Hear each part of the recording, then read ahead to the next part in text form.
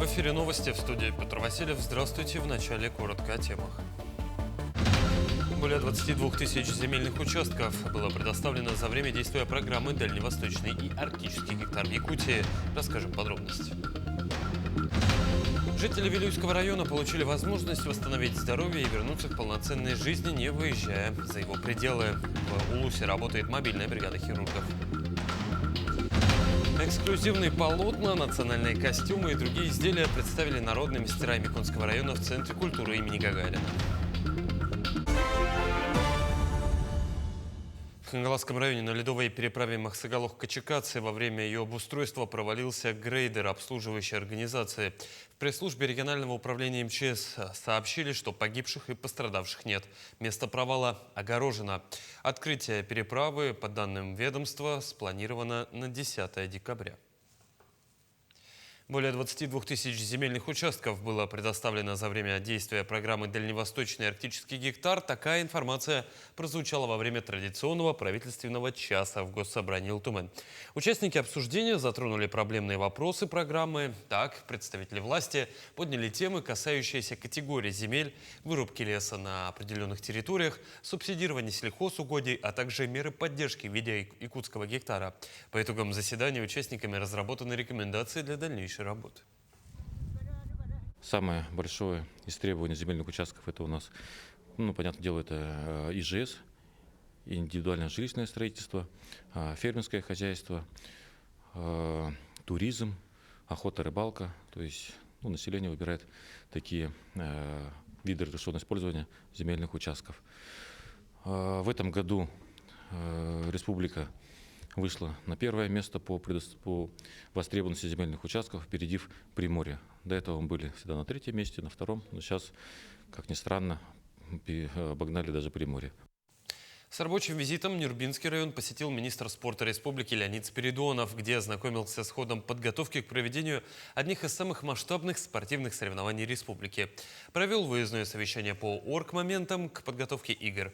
Уже в этом году началось строительство стадиона с трибунами на 3000 посадочных мест с легкоатлетическим манежем и спортивного комплекса в Нюрбе, а также спортивный комплекс в селе Чапанда. Отмечу, на Играх народов Якутии в 2027 году будут включены 16 олимпийских видов спорта, площадки для которых будут возведены в 5 поселениях Нюрбинского района.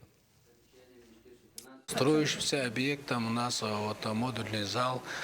Сегодня мы должны перенести на следующий год, потому что она стояла в этом году объекта. По стадиону сегодня я осмотрел, поставили каркас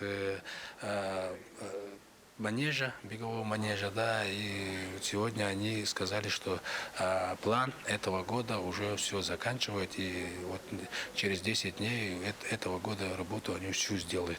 И со следующего года, уже с марта, они начнут дальнейшую работу. Жители Вилюйского района получили возможность восстановить здоровье и вернуться к полноценной жизни, не выезжая за его пределы.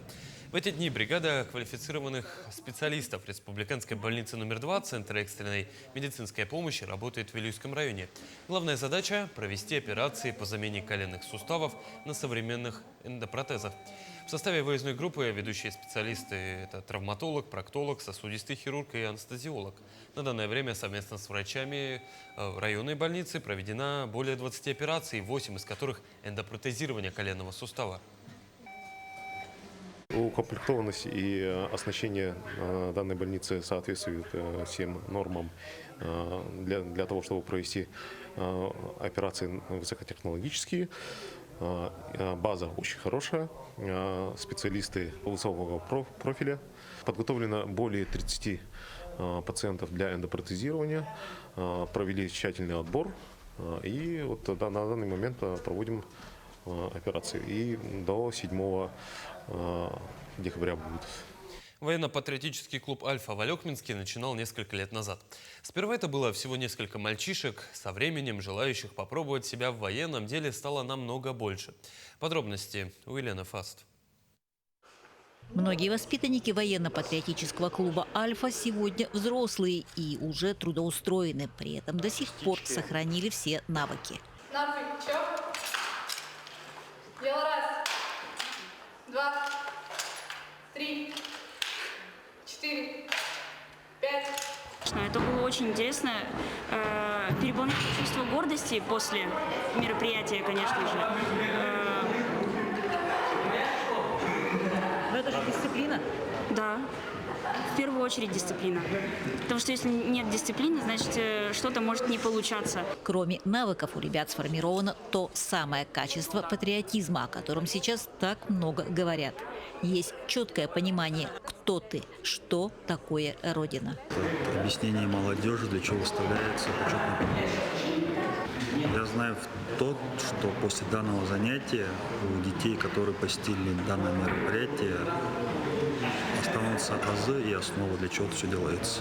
С первым уроком знакомства руководитель Альфы и его юные коллеги побывали в средней школе номер 1. И если первые минуты ребята вели себя настороженно, то спустя время любопытство победило.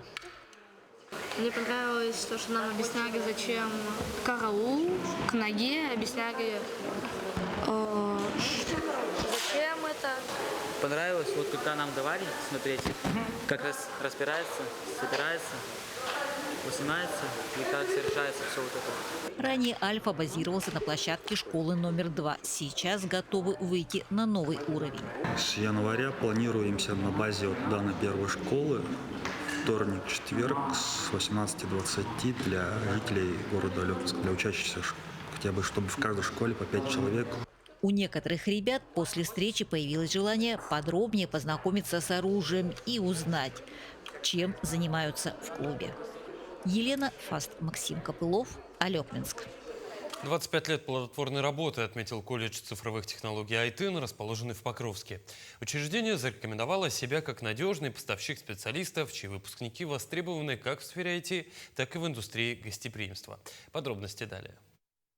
Идея создания специализированных колледжей на базе вузов в промышленных и крупных районах республики, включая город Покровск, возникла 25 лет назад по инициативе первого президента Якутии Михаила Николаева. Покровский колледж, он смог себя зарекомендовать, смог сохраниться как самостоятельное учреждение, пережил несколько трансформаций. Ну и трансформация последних нескольких лет – это, конечно, выход за пределы Хангаласского района.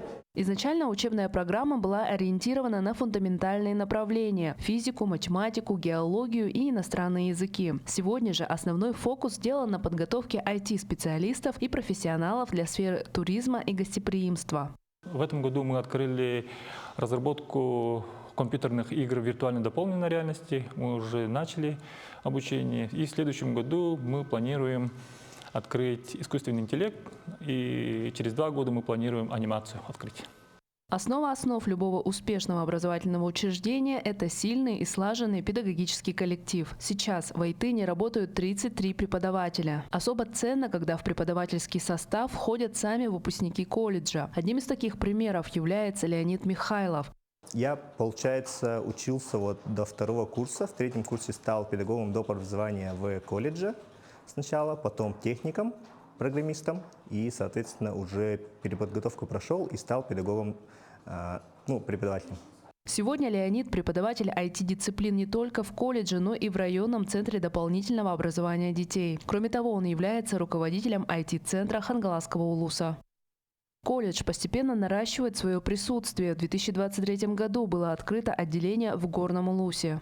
Имеется 3 группы. Это по информационным технологиям и в текущем году по туризму и гостиничному направлению. Считаю, что эти направления, которые обучаются слушатели, студенты колледжа, они востребованы и, конечно же, внесут свою лепту в развитие, социально-экономическое развитие нашего района. Праздничное мероприятие, посвященное юбилею, прошло в Центре культуры Саргытыгульгете. На него были приглашены партнеры, бывшие руководители, сотрудники, а также выпускники и нынешние студенты. За 25 лет колледж Айтын трансформировался из вузовской структуры в один из ключевых региональных центров подготовки IT-специалистов. В свой юбилейный год Айтын уверенно смотрит в будущее. Пока в Якутии сохраняется спрос на освоение новых технологий, у колледжа есть четкая стратегия развития. Виолетта Засимова, Хангаласский улус. В эти дни в Центральной библиотеке имени Петра Вакумова в селе Бердигистях состоялась презентация книги выдающегося охотники горного улуса, посвященной памяти профессиональных охотоведов, организаторов охотничьего хозяйства, деятельности районной инспекции охраны природы, мужским соревнованиям БНА и лагерям, изучающим природу района, а также охотникам, которые сделали добрые традиции предков своим занятием.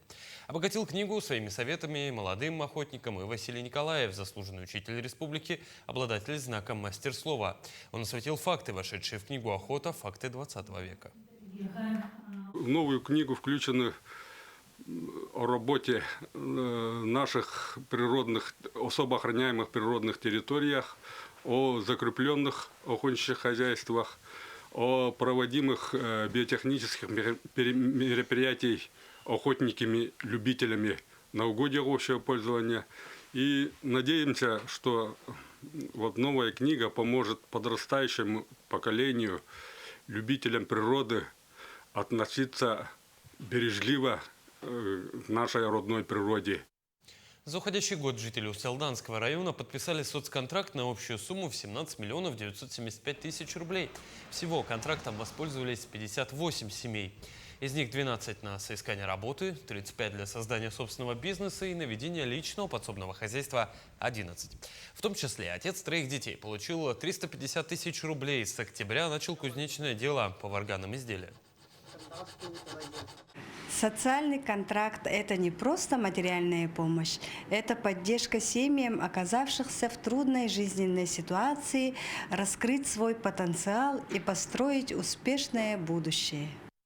Эксклюзивные полотна, национальные костюмы и другие изделия представили народные мастера Миконского района. В Центре культуры имени Гагарина состоялась выставка ручных работ, картин и фотографий. Народные умельцы из 5 наслегов района отличаются особым почерком. Работы выполнены в основном из шерсти и гривы якутской лошади. Также особенностью является использование меха рыси в изготовлении национальной одежды и аксессуаров. Экспозиция приурочена к 105-летию образования района. У нас Амиконский улус славится настоящей якутской лошадью. Поэтому вот образцовый материал. Поэтому из конского волоса мастера хорошо делают свои работы. Хотим, чтобы молодежь тоже пошла по стопам этих мастериц и научилась шить по народным художественным промыслам. Поэтому мы проводим мастер-классы выездные. Это были все новости к этому часу. До встречи.